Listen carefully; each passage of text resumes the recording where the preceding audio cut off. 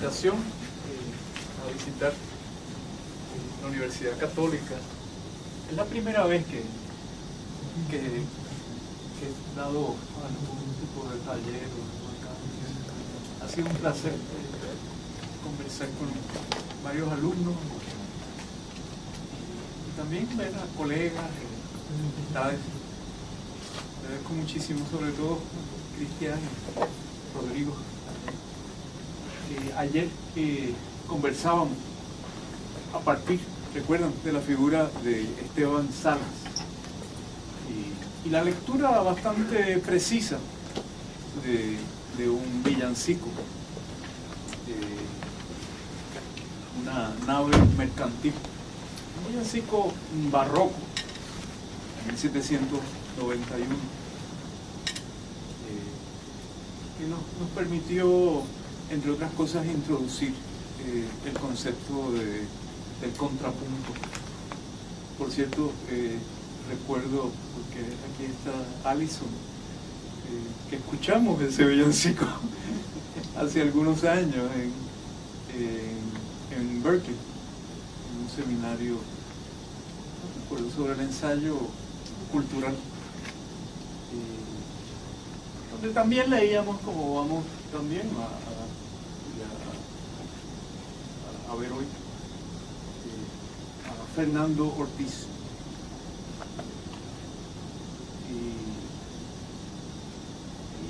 El villancico de Esteban Salas, por cierto, nos llevaba ayer a introducir el ensayo sobre la música cubana de Alejo Carpentier, la lectura que vamos a discutir hoy de Carpentier, el oficio de tinieblas, un relato breve que espero que hayamos leído ya juntos, ¿no?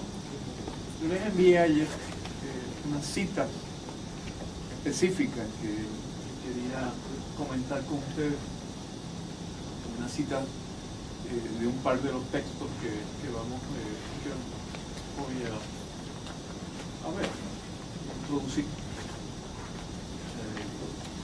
¿Tienen alguna pregunta antes de que entremos en materia? ¿Algún comentario?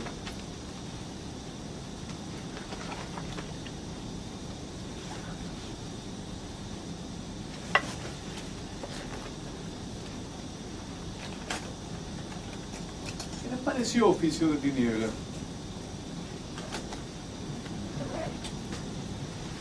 Yo les había enviado un fragmento, un pasaje que creo que se presta para comenzar a leer juntos.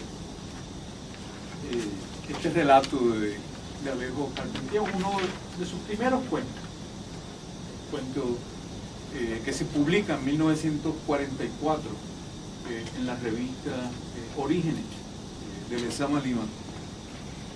Un cuento, aparece en el número 4 de la revista Orígenes, lo que de por sí me parece relevante, ¿no? Al tema general de nuestro taller, porque la revista Orígenes se convirtió ya en la década del 40 en el foro principal sobre o para la discusión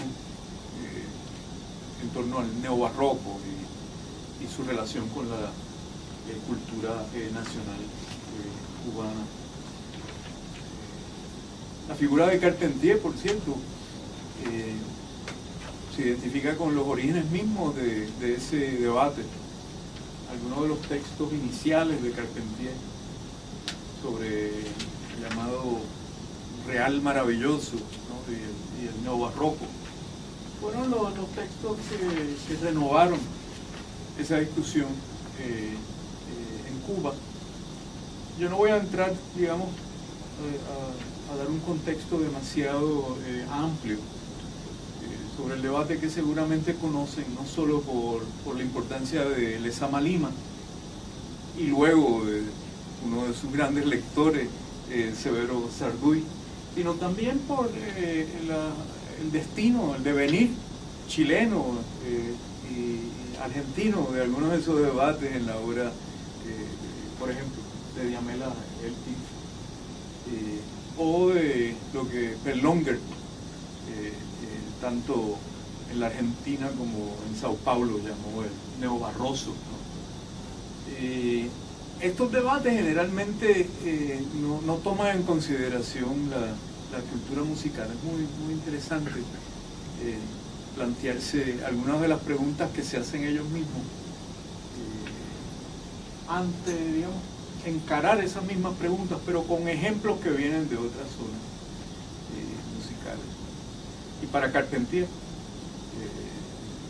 que también tenía cierta, no solo afición, sino práctica y formación musical,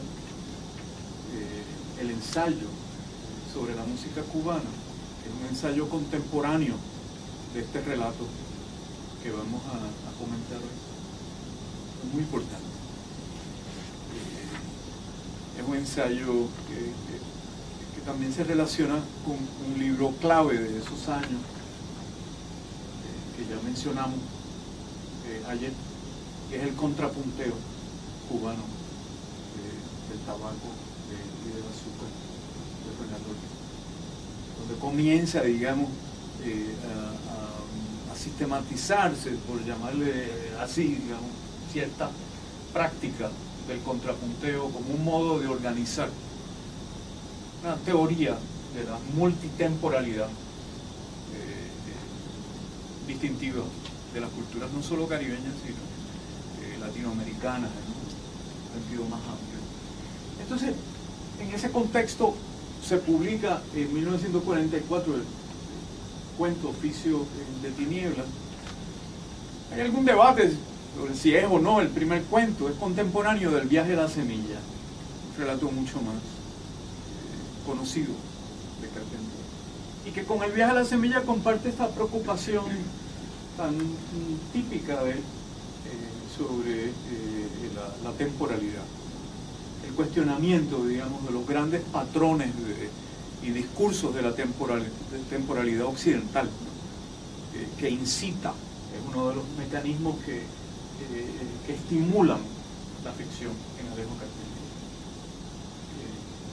Hay un par de cosas que yo quería proponerles ya hoy, más que como hipótesis, como pregunta. Una de ellas es: ¿qué relación hay entre ciertos ensayos y el trabajo conceptual que aparece, por ejemplo, en el ensayo de Carpentier sobre la música cubana? Es un libro de 1946,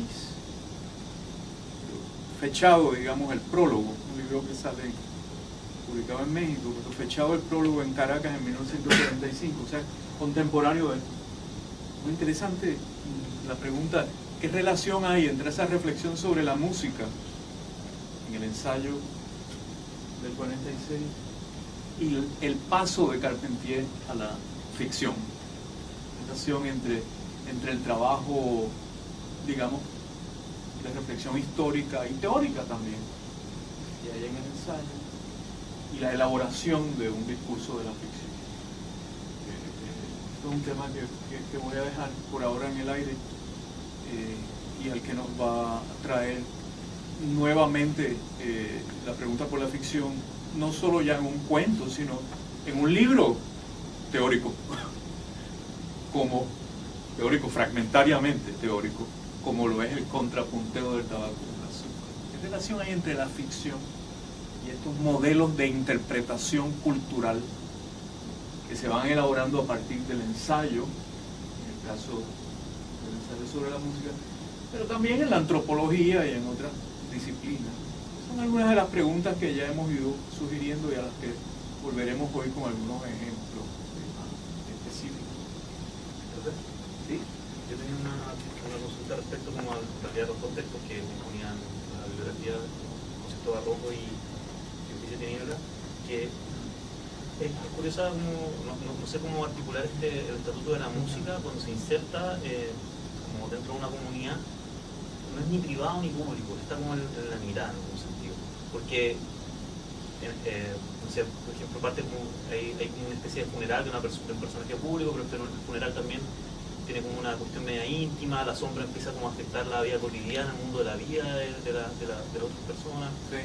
Y igual la otra canción, en el concierto barroco, por ejemplo, está el tema del carnaval, pero cuando llega el concierto barroco es en una sala entonces está como entre medio, en el orden de lo público, de lo disponible para todos, pero también tiene una dimensión íntima de apropiación de ese objeto cultural que es una canción.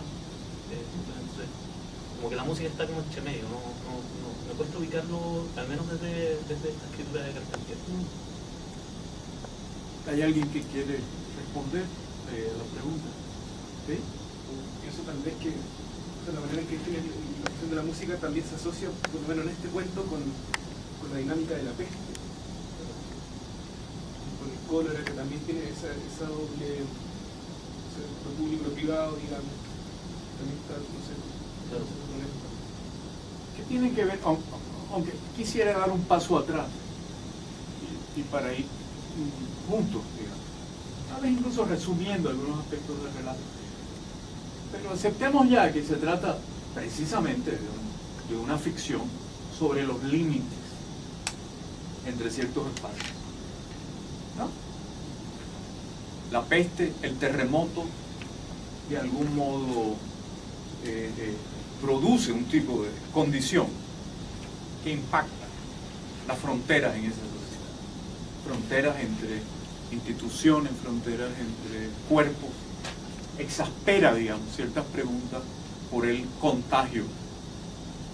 Es muy curioso porque la palabra contagio aparece inicialmente en el relato, lo habrán notado, está en la página,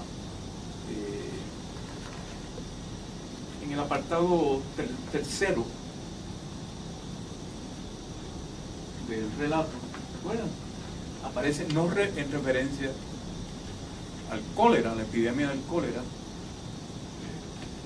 que produce, digamos, el desastre, uno de los desastres que hay en el pueblo, sino aparece el contagio de la maldita danza.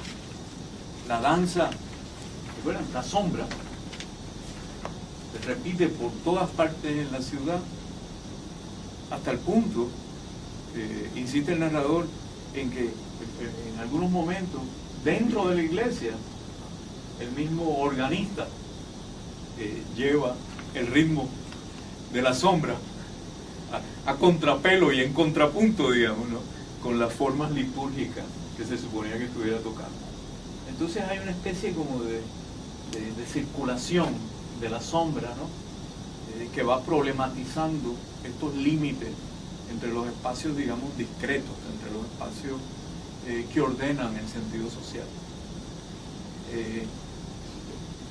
Sí, que iba a... Respecto a lo que comentabas de los espacios privados y públicos, hay algo que en el siglo XX y XXI se nos olvida, pero hasta la aparición de la amplificación con parlantes, había instrumentos para tocar adentro, otros para tocar afuera. Entonces, hoy en día uno puede, no sé, poner una grabación con parlantes en la Plaza de Armas, no, de Plaza Domingo en la Plaza de Armas, y todo el mundo está muy tranquilo, pero es algo, en esa época la relación era muy estrecha entre ciertos tipos de instrumentos para la corte, no solo para el tipo de espacio, sino para las circunstancias, para la corte, otros para tocar afuera, otros para tocar la iglesia, etc. Entonces, eso también yo creo que está muy ligado. Y entonces ¿cómo ves esta cuestión del adentro y del afuera? Tal vez ese sería un modo de comenzar a hablar sobre el relato. Un relato efectivamente organizado a partir de cierta visión espacial del sentido. Adentro está la catedral. No me olvido, por cierto, de los comentarios de ustedes, pero permítanme ir un poco atrás. Adentro está lo que está ocurriendo dentro de la catedral, ¿no?, de Santiago de Cuba.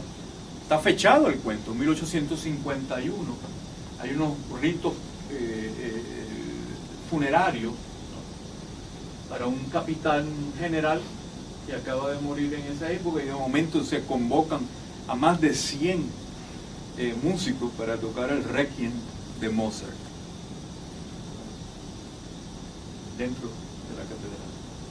Pero a la misma vez Carpentier va narrando lo que ocurre fuera de la catedral. este personaje Panchón que trae el contrabajo, un contrabajo que sustituía sus cuerdas, ¿recuerdan? Con tripas de chivo, cuando no llegaba el barco europeo con la Intrépida, con las mercancías al día, digamos, se sustituía las cuerdas del contrabajo con tripas de chivo, de cabro, ¿no? Entonces aparecen, digamos, empiezan a aparecer todas estas alusiones a lo que llamábamos ayer, esta cuestión de la lejanía, ¿no? La experiencia, si quieren, periférica de una cultura occidental definida por el occidente, sin duda, pero a la misma vez definida por la distancia que notábamos en el villancico, la distancia del mapa colonial, ese sentido de lo tardío, de lo que llega mañana o de lo que nunca llega, de la lejanía de la que hablaba José Lezamarino. Entonces el relato se va instalando allí y de momento entre estos espacios que aparentemente tienen alguna coherencia, el adentro y el afuera de la catedral, irrumpe una catástrofe. Primero, un terremoto a romper el orden de aquel mundo, y enseguida después del terremoto viene, ¿recuerdan?, la epidemia del cólera. Habría que hablar históricamente de la función del desastre y de la catástrofe, que, ¿no es cierto? Yo recuerdo de California, había algunos terremotos, pero que ustedes sin duda me recuerdan mejor que yo. La relación entre catástrofe y narrativa, la relación entre desastre y ficción. Pareciera que en el cuento de Carpentier la ficción comienza de algún modo narrando una catástrofe. Pero, ¿qué es lo que pone en juego una catástrofe? Volviendo a la pregunta de ustedes. ¿Perdón? No límite. Pareciera que la catástrofe rompe el espacio, rompe el modo de organizar la vida, espacialmente. Por cierto, Sarmiento, viviendo en Chile, ante uno de los terremotos, decía que hay una dimensión de celebrar de las catástrofes, de los terremotos. Pues decía que los terremotos eran un problema de ingeniería. El Sarmiento con esa leve ironía que se mantenía, ¿no? O sea, porque destruían, digamos, las formas históricas que venían de una ciudad colonial y permitían modernizar el espacio. Entonces la catástrofe para Sarmiento tiene como una especie de estímulo de la economía, ¿no? Bastante antes que, ¿cómo se llama? La shock capitalism, Naomi Klein, ¿no? Pero con una hipótesis mucho más ingenua sobre lo mismo. El desastre produce un reordenamiento espacial. Entonces, Zizek, también, en una idea similar, en el núcleo perverso del cristianismo, Sí. cuando hace una lectura un poco parvularia, así de la metáfora del campo de Higgs, que es más compleja, pero él lo explica muy sencillamente diciendo que es una sustracción de un sistema, y donde esa sustracción, paradójicamente, en vez de provocar una pérdida de energía, provoca una ganancia positiva. Sí. Y es así como él comienza a hablar finalmente de todas las grandes crisis sociales, de los problemas de terrorismo en Estados Unidos, etc. Como aquí, aquellos choques que provocan Sí. inversión sarmentina. La cuestión de la crisis, ¿no? Y los modelos, digamos, de estabilidad. Una de las preguntas, para no perderla de vista, que nos hemos estado haciendo, tiene que ver con los órdenes sensoriales, ¿no? Eso que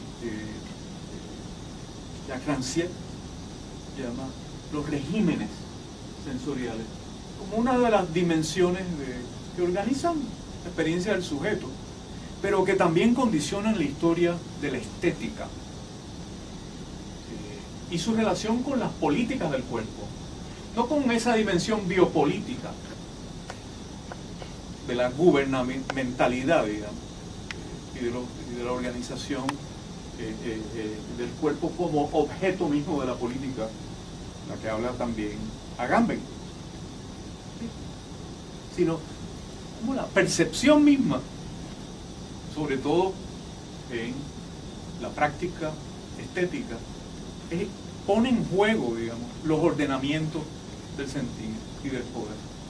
Y como una de las tareas históricas de la literatura ha sido registrar no solo cruces entre distintos regímenes sensoriales, sino también registrar y anticipar cambios en el nivel mismo de la percepción del sujeto, que producen interrupciones, modos de desprogramar sensorialmente el poder, los procesos de subjetivación. Piensen, por ejemplo, el ordenamiento simbólico en las visiones occidentales de alguien como Lacan, por ejemplo, como un lugar común, pasa por un estadio de la imagen visual. ¿Cuál es el estatuto de los otros patrones sensoriales en la formación del sujeto? Es el tipo de pregunta, digamos, que se hace a partir de Bersón, cierta filosofía que intenta relacionar no solo, digamos, el cuerpo como objeto del poder, sino los procesos mismos de subjetivación en el registro sensorial de la experiencia. Benjamin, la obra de arte en la época de la reproductibilidad técnica, hablaba de, por ejemplo, de un inconsciente óptico. También habría que comenzar a hablar, como se hace hoy día, de un inconsciente acústico de la experiencia. Y la literatura, paradójicamente, no solo la música, sino la literatura, sería uno de los grandes registros, no solo de las sonoridades organizadas que entendemos bajo el nombre de la música, las sonoridades institucionalizadas, identificadas como lo musical. Eso es lo que está haciendo Carpentier. Un mapa de dónde está, qué tipo de género musical. ¿Lo notaron? Adentro está el Te Deum, adentro está Mozart, afuera está la contradanza, la sombra, y luego viene la comparsa.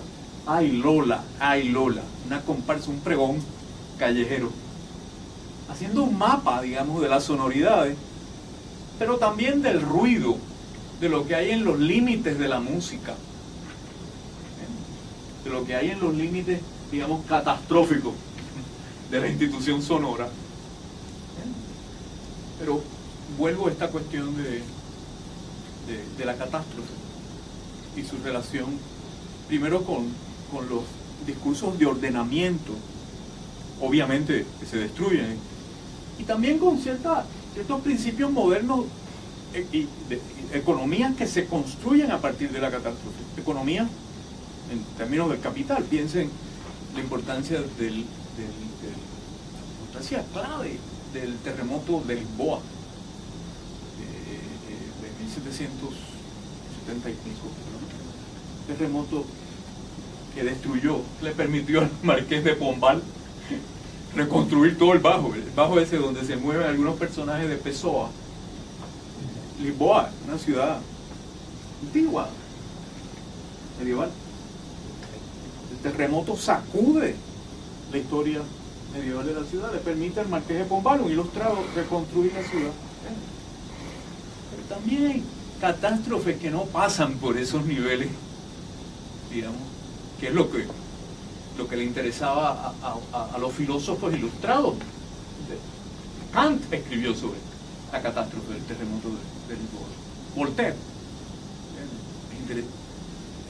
Es la dimensión, digamos, destructiva y su relación con la reorganización de una estructura.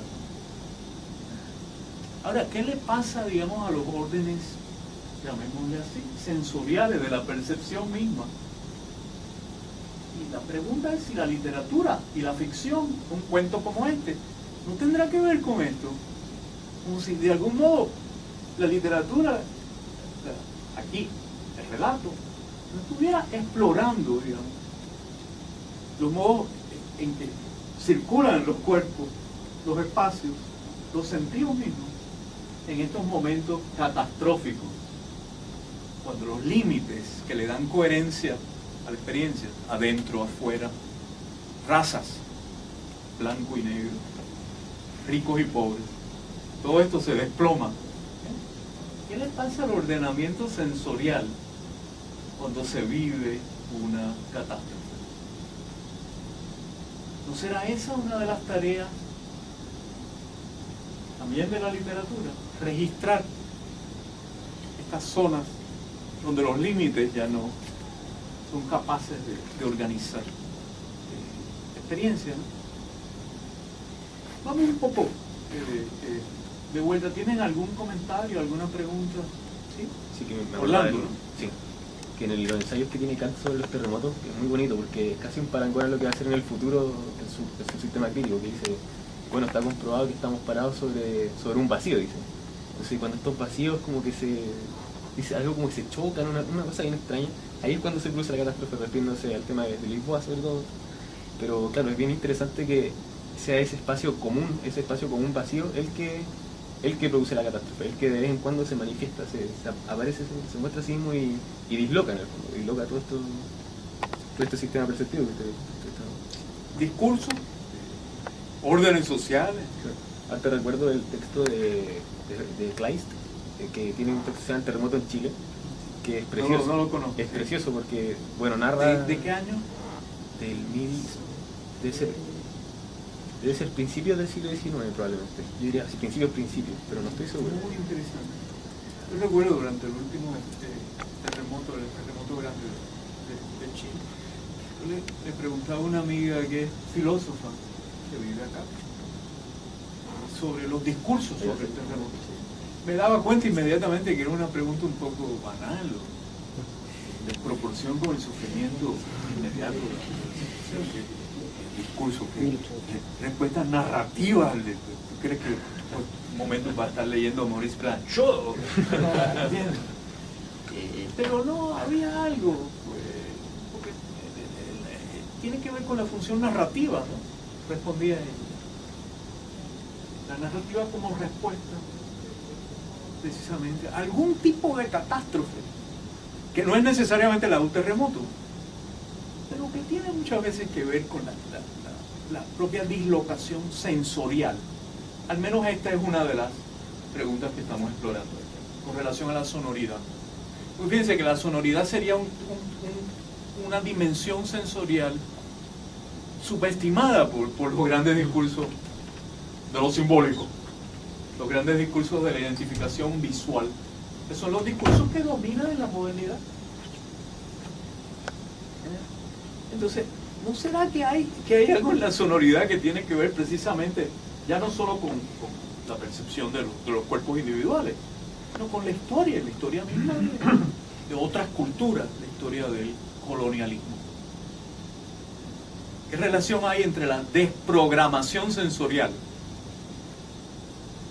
y la descolonización en términos, la descolonización de nuestros saberes también, que han privilegiado tanto cierto modo de organizar el cuerpo mismo del que estudia, los órganos mismos de la experiencia? Me acuerdo un poco en la introducción que estoy hablando, que en All Literature de Chris Miller, él como que dice que es un libro que trata de ser muy básico, como para explicar lo que es la literatura en términos así como para poder, digamos, divulgar, digamos, conocimiento de la crítica literaria, etc. Él como que propone como básico decir que la literatura crea realidades virtuales, como de visión, ¿no? de imágenes. Y se opone él, dentro de su libro, a Henry James y Blanchot, que en términos de que para Henry James y para Blanchot, como que la literatura está parada sobre el vacío, sobre la nada. Y cita incluso un ensayo de Blanchot donde él como que pone esta imagen de Ulises escuchando las sirenas, ese canto que es como el canto prometido, pero las sirenas en la Odisea en realidad no cantan el canto que supuestamente van a escuchar cuando llegan a la isla, sino que es un canto prometido, un canto que siempre está vacío en realidad, un canto que nunca podemos escuchar. O sea, y ahí como que Blanchot, en lugar de registrar una imagen virtual o una realidad virtual de ese supuesto canto de la sirena, que está sobre la nada, sobre ese desastre que es como, digamos, porque desde el mismo desastre parece que no se puede escribir. O sea, Ulises en la isla de las sirenas hubiera sido como devorado por ella. En cambio, desde esa distancia, de esa lejanía, en el barco, con los otros tipos con las orejas tapadas con cera, parece que sí se puede predicar. Ahí yo creo que es interesante que, claro, primero lo registra como lo que él no cree, pero está ese registro de Blanchot, me parece. Como ver sus realidades virtuales, la literatura como realidad virtual. Por eso igual es interesante ese ejemplo porque aparte Ulises es como el único momento en el que él, por así decirlo, es derrotado por su viaje, es el momento del canto. O sea, él, si no fuera por estar amarrado, básicamente, él se habría lanzado y en cambio toda la otra es cuando su astucia no le sirve, es cuando él de verdad está derrotado, es cuando escucha el canto de las sirenas, porque en el fondo no puede enfrentarse a ese sonido, no puede enfrentarse a esa melodía. Entonces eso, es interesante también eso, que en el fondo en el momento de la música sea el momento de su quiebre, por así decirlo. Del peligro mayor que sufrió. Que Es también la música en función de la seducción, un poder que está más allá de un sentido y de cualquier moral también. Sí, yo por otro lado no conozco el trabajo que te refiere de Milan. Lo que sí es que me da la impresión que el interés contemporáneo en volver a la percepción, incluso como una zona de agonística social. Digamos, ¿recuerdan aquella frase de marxismo y filosofía del lenguaje de Voloshinov? El signo, decía Voloshinov, es la arena, es una pequeñita arena de la lucha de clases. Pero en la realidad, digamos, contemporánea, de la virtualización de los cuerpos mismos, no solo estamos hablando ya de los órdenes semiológicos de representación, estamos hablando de la virtualización de la experiencia misma, de la percepción misma, como una zona que comienza a ser cada vez más problemática para el pensamiento. La base histórica de cómo se entendía la experiencia, en la percepción del cuerpo, comienza a ser cada vez más problemática. Lo que de algún modo lleva de regreso a un nuevo intento de considerar cuál es la relación de los sentidos, lo real, una especie de regreso que después uno puede, digamos, cuestionar y discutir. En el caso, por ejemplo, de uno de los libros recientes de Michel Serres, un historiador de la ciencia, algunos de ustedes conocen, se llama Los 5 sentidos. Regreso como una especie de empirismo que tiene que ver, a esto iba, con una reacción parecida a la virtualización de la experiencia, a la idea de que existimos todos como una especie de simulacro de la percepción, y a la idea de, digamos, en un mundo digital, que es lo que se percibe. Del Matrix, que es lo que está realmente experimentándose. Entonces creo que uno de los estímulos de las nuevas discusiones sobre la escucha y los regímenes sensoriales tiene que ver con repensar esta dimensión física de la existencia y política de la vida, es decir, biopolítica. No solo ya en funciones de las grandes categorías disciplinarias que estudió Foucault, sino en función de estas dimensiones en que el cuerpo mismo está atravesado, segmentado en el ordenamiento mismo sensorial por la historia. Es una de las sospechas que uno siente al leer Capitalismo y Esquizofrenia. En fin, es una sospecha del pensamiento moderno, no es solo la idea de que hay un nivel en la percepción misma que es clave para el poder. no solo son las ideologías. Y de ahí tal vez el regreso a la sonoridad como una pregunta importante de la filosofía contemporánea. Es decir, formas de relacionarse con las cosas y con la experiencia que habían sido marginalizadas por este predominio de un modelo sensorial basado en la mirada, en la visión, en el telescopio como icono y metáfora del orden moderno, la espacialización. Y entonces de momento Carpentier escribe Oficio de Tiniebla cuando está escribiendo el ensayo sobre la música cubana, proponiendo una especie de historia de lo nacional que no pasaba ya por la pintura, que no pasaba ya por lo que Benedict Anderson, ¿recuerdan? En aquellas propuestas tan generalizadoras del Imagine Communities, no pasaba ya por la lectura, era la tesis de Anderson, sino que pasa por la música, su historia nacional. Es como si Carpentier nos estuviera diciendo: dime lo que escuchas y que realmente conoces sobre tu escucha y te diré quién eres.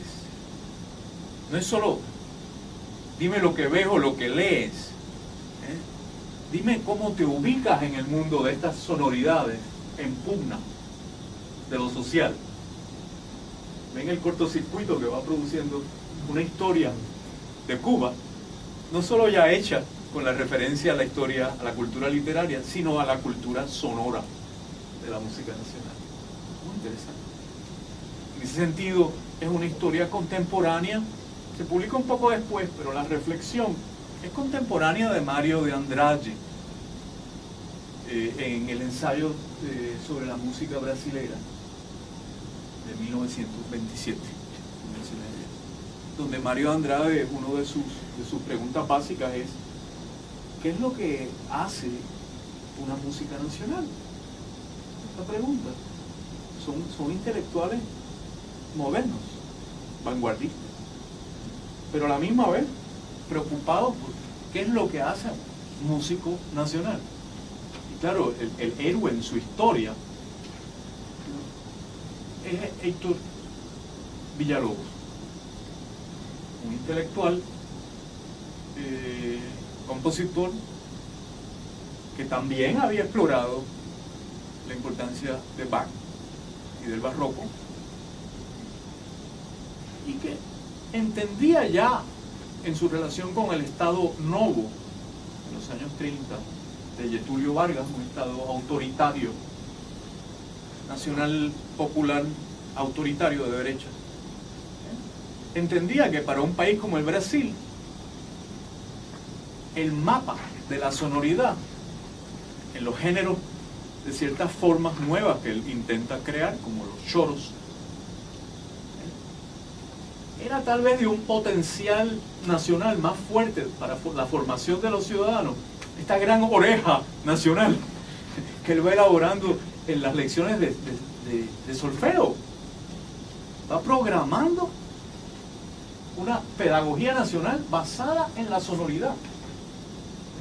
Alguien como Villalobos se estaba dando cuenta de que la percepción no es solo un suplemento cognitivo, sino lo que es bastante obvio, es el fundamento de la política misma, de la identificación misma entre los sujetos y los sistemas normativos de la identificación social. ¿Me explico?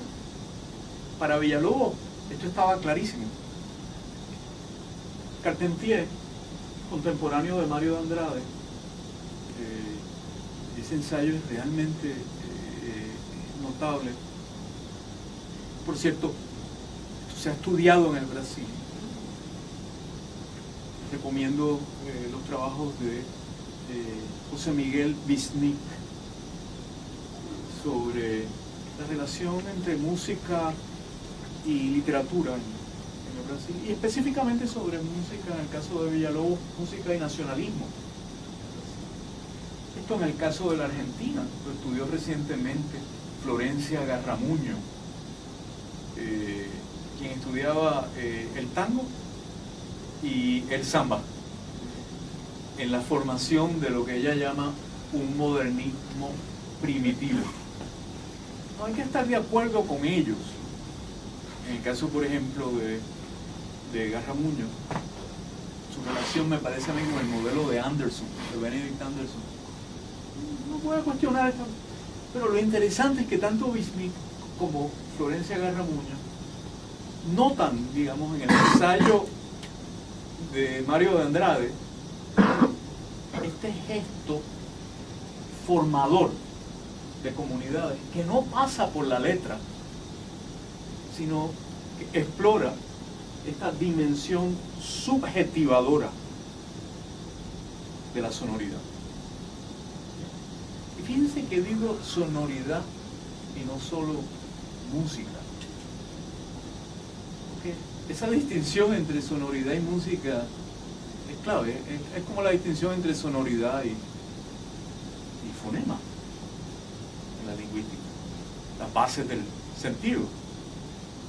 El momento en que la sonoridad empieza a adquirir un sentido musical es que ha sido procesada, ¿verdad?, institucionalmente. Institucionalmente, la música esgrime los límites exteriores en el ruido, ¿no? El ruido es, pero también límites internos, jerarquizando distintas categorías de prácticas musicales, institucionalizándolas alrededor de patrones de valor, de evaluación en las jerarquías internas, que tienen que ver ya en el siglo XIX con la estructura de la orquesta sinfónica, nada menos estudiada por Max Weber, teórico de la modernidad, y con la relación muy problemática entre esas formas canónicas musicales con la música popular y folclórica. ¿Entienden? Fíjense lo que está haciendo Carpentier, los límites que se van rompiendo en Oficio de Tinieblas tienen que ver con la relación entre el adentro y el afuera, como dicen ustedes, de la institución misma musical, de la idea de la música occidental. ¿Qué relación hay entre el Te Deum de la catedral y la copla callejera de Lola? Ahí viene Lola. ¿Qué relación hay?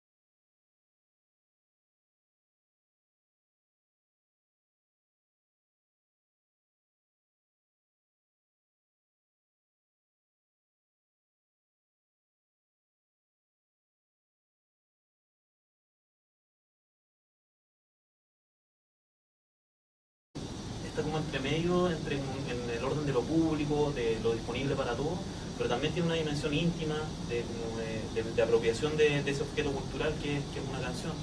Entonces, como que la música está como entre medio, me cuesta ubicarlo, al menos desde esta escritura de Carpentier. ¿Hay alguien que quiere responder a la pregunta? ¿Sí? Pienso tal vez que la manera en que define la cuestión de la música también se asocia, por lo menos en este cuento, con la dinámica de la peste. Con el cólera, que también tiene esa doble, lo público y lo privado, digamos. También está, no sé, ¿Qué tienen que ver? Aunque quisiera dar un paso atrás y para ir juntos, digamos. Tal vez incluso resumiendo algunos aspectos del relato. Pero aceptemos ya que se trata precisamente de una ficción sobre los límites entre ciertos espacios, ¿no? La peste, el terremoto, de algún modo produce un tipo de condición que impacta las fronteras en esa sociedad. Fronteras entre instituciones, fronteras entre cuerpos, exaspera, digamos, ciertas preguntas por el contagio. Es muy curioso porque la palabra contagio aparece inicialmente en el relato, lo habrán notado, está en la página, en el apartado tercero del relato, ¿recuerdan? Aparece no en referencia al cólera, a la epidemia del cólera, produce, digamos, el desastre, uno de los desastres que hay afuera, sino aparece el contagio de la maldita danza. La danza, ¿recuerdan? La sombra, se repite por todas partes en la ciudad, hasta el punto, insiste el narrador, en que en algunos momentos, dentro de la iglesia, el mismo organista lleva el ritmo de la sombra a contrapelo y en contrapunto, digamos, ¿no? Con las formas litúrgicas que se suponía que estuviera tocando. Entonces hay una especie como, por ejemplo, de Diamela Elti, o de lo que Berlonger, tanto en la Argentina como en Sao Paulo, llamó el neobarroso, ¿no? Estos debates generalmente no toman en consideración la cultura musical. Es muy interesante plantearse algunas de las preguntas que se hacen ellos mismos antes, digamos, encarar esas mismas preguntas, pero con ejemplos que vienen de otras zonas musicales. Y para Carpentier, que también tenía cierta, no solo afición, sino práctica y formación musical, el ensayo sobre la música cubana es un ensayo contemporáneo de este relato que vamos a comentar hoy. Es muy importante. Es un ensayo que también se relaciona con un libro clave de esos años que ya mencionamos ayer, que es el contrapunteo cubano del tabaco y del azúcar de Fernando Ortiz, donde comienza, digamos, a sistematizarse, por llamarle así, digamos, cierta práctica del contrapunteo como un modo de organizar una teoría de la multitemporalidad distintiva de las culturas no solo caribeñas, sino latinoamericanas, en un sentido más amplio. Entonces, en ese contexto se publica en 1944 el cuento Oficio de Tinieblas.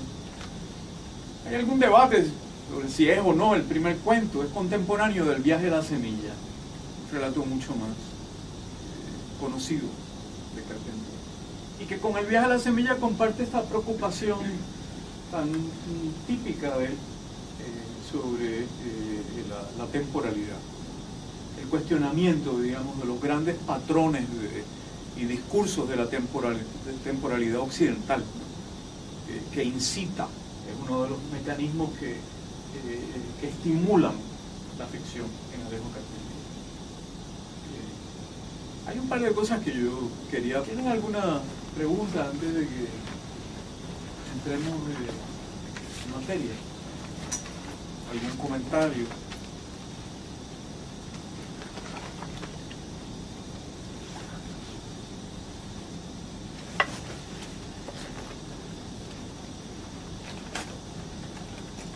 ¿Qué les pareció Oficio de Tinieblas?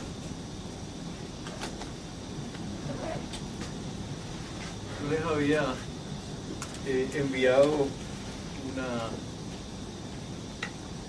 un fragmento, un pasaje que creo que se presta para comenzar a leer juntos. Este relato de Alejo Carpentier, uno de sus primeros cuentos, que se publica en 1944 en la revista Orígenes de Lezama Lima. Un cuento, aparece en el número 4 de la revista Orígenes, lo que de por sí me parece relevante, ¿no? Al tema general de nuestro taller, porque la revista Orígenes se convirtió ya en la década del 40 en el foro principal sobre o para la discusión en torno al neobarroco y su relación con la cultura nacional cubana. La figura de Carpentier, por cierto, se identifica con los orígenes mismos de ese debate. Algunos de los textos iniciales de Carpentier sobre el llamado Real Maravilloso, ¿no? y el neobarroco fueron los textos que renovaron esa discusión en Cuba. Yo no voy a entrar, digamos, a dar un contexto demasiado amplio sobre el debate que seguramente conocen, no solo por la importancia de Lezama Lima y luego de uno de sus grandes lectores, Severo Sarduy, sino también por el destino, el devenir chileno y argentino de algunos de esos debates en la obra. La invitación a visitar la Universidad Católica es la primera vez que he dado algún tipo de taller acá. Ha sido un placer conversar con varios alumnos y también ver a colegas, amistades. Agradezco muchísimo, sobre todo Cristian y Rodrigo. Ayer conversábamos a partir, recuerdan, de la figura de Esteban Salas y la lectura bastante precisa de un villancico, una nave mercantil, un villancico barroco, en 1791, que nos permitió, entre otras cosas, introducir el concepto del contrapunto. Por cierto, recuerdo, porque aquí está Alison, que escuchamos ese villancico hace algunos años en Berkeley, en un seminario, no recuerdo, sobre el ensayo cultural, donde también leíamos, como vamos también a ver hoy, a Fernando Ortiz.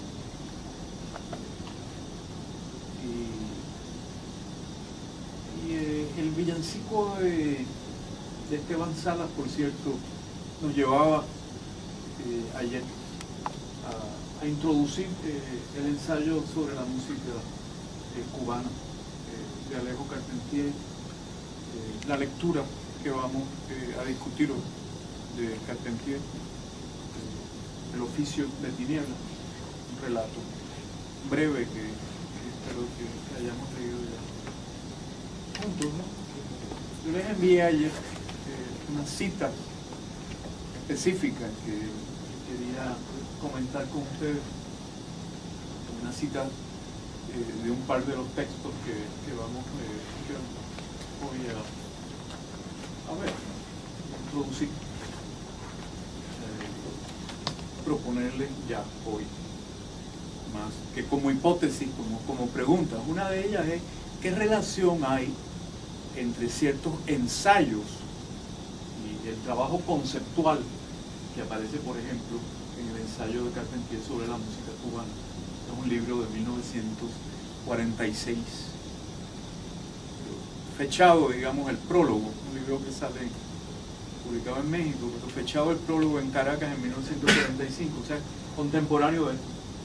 Muy interesante la pregunta, ¿qué relación hay entre esa reflexión sobre la música en el ensayo del 46 y el paso de Carpentier a la ficción? Relación entre el trabajo, digamos, de reflexión histórica y teórica también, que hay en el ensayo, y la elaboración de un discurso de la ficción. Este es un tema que voy a dejar por ahora en el aire, y al que nos va a traer nuevamente la pregunta por la ficción, no solo ya en un cuento, sino en un libro teórico, como teórico, fragmentariamente teórico, como lo es el contrapunteo del tabaco con el azúcar. ¿Qué relación hay entre la ficción y estos modelos de interpretación cultural que se van elaborando a partir del ensayo, en el caso del ensayo sobre la música, pero también en la antropología y en otras disciplinas? Son algunas de las preguntas que ya hemos ido sugiriendo y a las que volveremos hoy con algunos ejemplos específicos. ¿Sí? Yo tenía una consulta respecto como al realidad los dos textos que me ponían la bibliografía de Concepto Barroco y Justicia y Tiniebla, que es curiosa, no sé cómo articular el estatuto de la música cuando se inserta como dentro de una comunidad. No es ni privado ni público, está como en la mitad en algún sentido, porque no sé, por ejemplo, parte como hay como una especie de funeral de un personaje público, pero el funeral también tiene como una cuestión media íntima, la sombra empieza como a afectar la vida cotidiana, el mundo de la vida de las otras personas. Sí. Y igual la otra canción, en el concierto barroco, por ejemplo, está el tema del carnaval, pero cuando llega el concierto barroco es en una sala entonces está como